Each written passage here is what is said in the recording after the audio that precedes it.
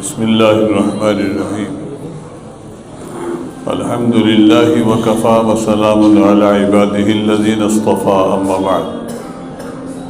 معزز سامعین کرام، بزرگوں، دوستوں، عزیز نوجوانوں،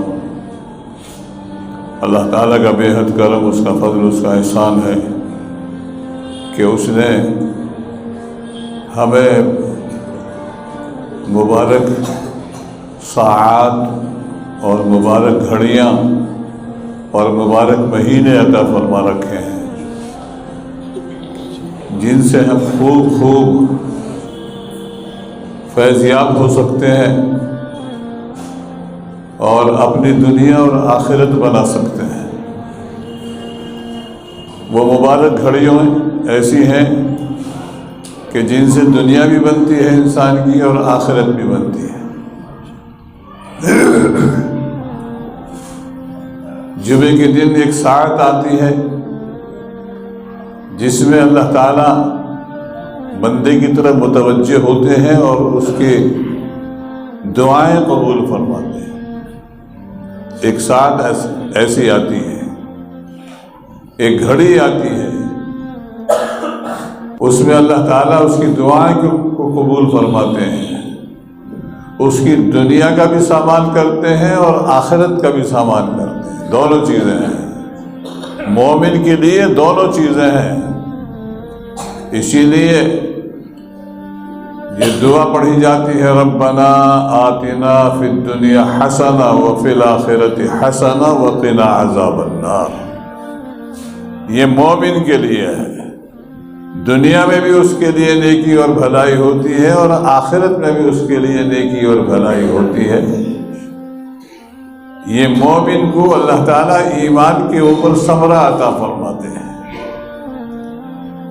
اس کے خلاف کافر اور مشرک، ان کو جو کچھ ملنا ہے اس دنیا میں مل جائے گا، آخرت میں ان کے لیے کوئی حصہ نہیں ہے۔ وما لہ فی الآخرۃ من نصیب، ان کے لیے آخرت میں کوئی حصہ نہیں ہے۔ دنیا میں جتنے وہ بھلے کام کرتے ہیں اس کا چھٹکارا اور اس کا گویا ثمرہ اور جو کچھ اس کے اوپر فائدہ اور نفع ہونے والا ہے وہ اللہ تعالیٰ دنیا ہی میں دے کر چھٹکارا حاصل کر لیں گے کہ لے بس یہ ختم تیرا دنیا میں۔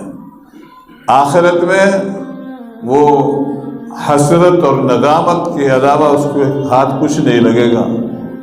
تو یہ تو اللہ تعالیٰ نے ایمان والوں کے لیے مبارک ساعتیں، مبارک مہینے عطا فرما رکھے ہیں کہ جن کی وجہ سے وہ اس کی دنیا بھی بنتی ہے اور آخرت بھی بنتی ہے۔ رمضان المبارک کے مبارک مہینے کے روزے رکھے گا تو صرف یہی نہیں کہ اس کو آخرت میں حصہ مل جائے گا، آخرت میں تو بے شک ملے گا اور اتنا ملے گا کہ وہ بے حد و بے حساب ملے گا، اور اتنا ملے گا کہ باری تعالیٰ خود یہ فرما رہے ہیں کہ اس کی جزا تو میں ہی ہوں، اس کی جزا تو میں ہی ہوں، روزے دار کی جزا میں ہی ہوں، یعنی میں اپنے ہاتھ سے اس کو جزا دوں گا۔ اور کیا دیں گے باری تعالیٰ؟ بس یہ تو بس وہی مزہ آئے گا جب پتہ چلے گا جو روزے داروں کو۔ اور روزے داروں کے لیے اللہ تعالیٰ نے ایک دروازہ خاص طور پر، جنت کا خاص طور پر ایک دروازہ رکھا۔ کیا مزہ آئے گا جب وہ روزے دار اس جنت کے دروازے سے داخل ہوں گے جس کو ریان کہا جاتا۔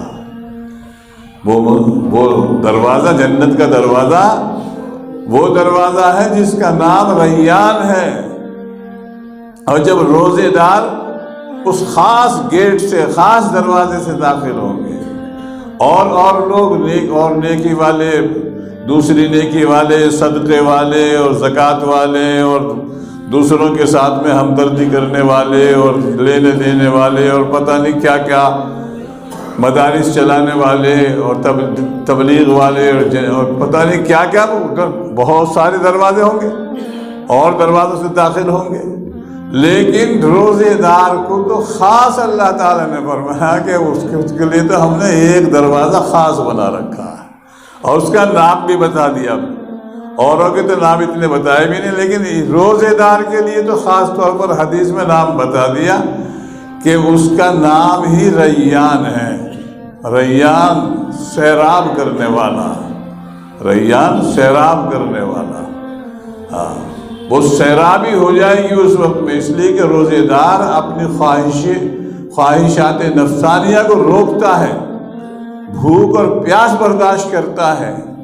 اب اس کو اتنی تازگی دیں گے باری تعالیٰ جب وہ جنت میں داخل ہوگا اور اس دروازے سے داخل ہوگا کہ اتنی، اور پھر محشر کا معاملہ، وہاں تو نفسی نفسی کا عالم ہوگا اور پتہ نہیں کتنی پیاس لگے گی اور کتنا کیا ہوگا، لیکن جنت میں جب داخل ہوگا، ریان میں داخل ہوگا، تو بس پھر کچھ نہ پوچھو، پھر تو اس کو اتنی عجیب و غریب تازگی اللہ تبارک و تعالیٰ دے دیں گے کہ سب کچھ بھول جائے گا، سب کچھ بھول جائے گا، ساری تکلیفوں کو بھول جائے گا۔ یہ ہے ریان۔ ہاں، تو اللہ تعالیٰ نہ صرف آخرت میں دیں گے بلکہ دنیا میں بھی اللہ تبارک و تعالیٰ روزے داروں کو خوب خوب دیتے ہیں۔ حج کرنے والا ہے، حج کرنے والا میں حاجی کا بہت بڑا درجہ، بہت بڑا درجہ حاجی کا، لیکن اللہ تعالیٰ حاجی کو آخرت میں تو دیں گے، جو کچھ دیں گے وہ تو دیں گے، وہ تو ابھی غیب میں ہے، دیں گے اور خوب دیں گے، لیکن دنیا میں بھی باری تعالیٰ حاجی کو خوب دیتے ہیں۔ فرمایا کہ حاجی فقیر نہیں ہوتا، حاجی غریب نہیں ہوتا۔ یہ دنیا کا نقد فائدہ اللہ تبارک و تعالیٰ، نیکی کا نقد فائدہ بھی اللہ تبارک و تعالیٰ ایمان کی برکت سے نقد فائدہ بھی دیتے ہیں۔ نیکی کرے تو انسان کو پتہ چلتا ہے کہ مجھے کچھ دنیا میں بھی مل رہا ہے، سکون اور عافیت اور بلاؤں کے اوپر صبر۔ ایک صبر کی کیفیت جو مومن کو ملتی ہے وہ کافر کو نہیں ملتی۔ صبر کی کیفیت مومن کو ملتی ہے اور کافر کو صبر کی کیفیت نہیں ملتی، وہ بے چین رہتا ہے۔ اور مومن کے اندر اللہ تبارک و تعالیٰ نے ایمان کی برکت سے اس کو ایک عجیب قسم کا تحمل اور عجیب قسم کی برداشت کا مادہ اور ایک عجیب قسم کی طمانینت اور سکون اور عافیت اللہ تبارک و تعالیٰ اس کو عطا فرماتے ہیں ایمان کی برکت سے۔ تو دنیا بھی بناتے ہیں اور آخرت میں تو جو کچھ ملے گا وہ بے حد و بے حساب ہوگا، وہاں اس کا تو تصور ہی نہیں کیا جا سکتا۔ لیکن اللہ تعالیٰ نے جو کچھ آخرت میں اور جنت میں ملنے والا ہے اس کے نمونے اللہ تعالیٰ نے دنیا میں بھی رکھ دیے ہیں۔ ہر چیز کا نمونہ ہے، انعامات کا بھی نمونہ ہے اور عذابوں کا بھی نمونہ اللہ تعالیٰ نے، جہنم کا بھی نمونہ دنیا میں رکھ دیا ہے۔ جہنم تو قید خانہ ہے، اس کے بھی نمونے اللہ تعالیٰ نے دنیا میں رکھ دیے ہیں۔ اس لیے ہمیں چاہیے کہ ہم نیکی کی طرف قدم بڑھائیں، اور خاص طور پر رمضان المبارک کے مبارک مہینے کی تو انتہائی قدر و قیمت کرنی چاہیے، اور بڑا نازک ہے یہ، بڑا نازک ہے۔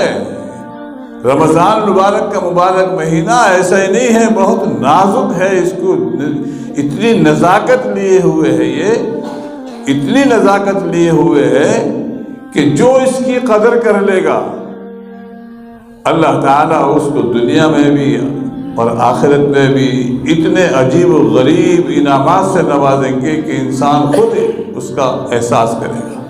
اسی لیے میرے پیارے آقا جناب نبی کریم صلی اللہ علیہ وسلم نے امت کو شعبان کی آخر تاریخوں میں متنبہ فرمایا تھا، اور جناب نبی کریم صلی اللہ علیہ وسلم کی زندگی مبارک کے واقعات پڑھو تو آتا ہے کہ جناب نبی کریم صلی اللہ علیہ وسلم جب رمضان مبارک کا مبارک مہینہ آتا تھا تو تہبند کو مضبوط باندھ لیا کرتے تھے، تہبند کو مضبوط باندھ لیا کرتے تھے اور راتوں کا احیاء فرمایا کرتے تھے۔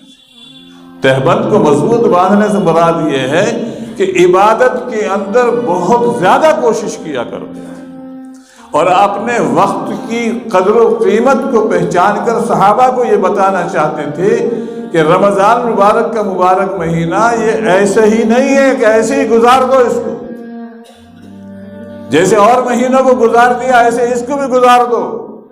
یہ دکھانا چاہتے تھے جناب نبی کریم صلی اللہ علیہ وسلم کہ اے لوگو، اس مبارک مہینے کی قدر و قیمت کو پہچانو۔ جب میں عبادت کے اندر، جبکہ میری اللہ تعالیٰ نے بخشش فرما دی اور اس کی خوشخبری بھی دے دی، خوشخبری بھی دے دی تھی، لیکن اس کے باوجود جناب نبی کریم صلی اللہ علیہ وسلم راتوں کا احیاء فرمایا کرتے تھے، رات بھر کھڑے ہو کر کے اللہ کو مناتے تھے۔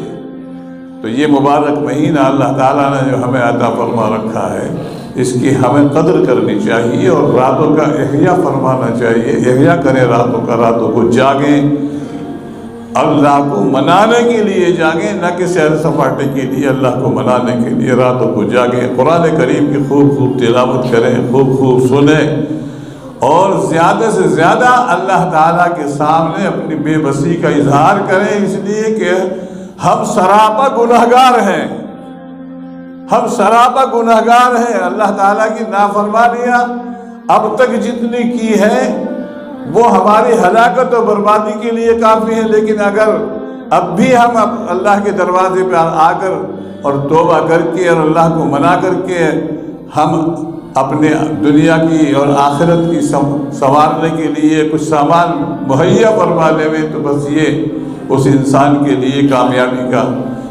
کامیابی کی ضمانت بنتی ہے۔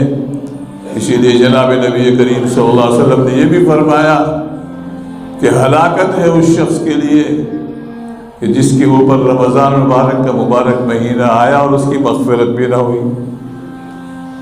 مغفرت کے لیے تو ہم نے دروازے کھولے تھے، مغفرت کے لیے تو ہم نے سامان اس کے لیے خوب دیا تھا، اس کو صحت بھی دی تھی اور ایسی مبارک ساعتیں اس کو عطا فرمائی تھی، اور پھر بھی اس کی مغفرت نہیں ہوئی۔ ہم نے تو مغفرت کے لیے اعلان کر رکھا تھا کہ اب مغفرت مانگ لے، مغفرت ہو جائے گی، مغفرت مانگ لے، خلاصی ہو جائے گی اور مغفرت مل جائے گی، لیکن اس کی مغفرت ہی نہیں ہوئی۔ رمضان کا مبارک مہینہ بھی آیا اور چلا گیا، اسے یہی پتہ نہیں کہ کیا ہوا، کیا آیا تھا، کیا چلا گیا۔ اللہ تعالی ہم سب کو عمل کی توفیق عطا فرمائے۔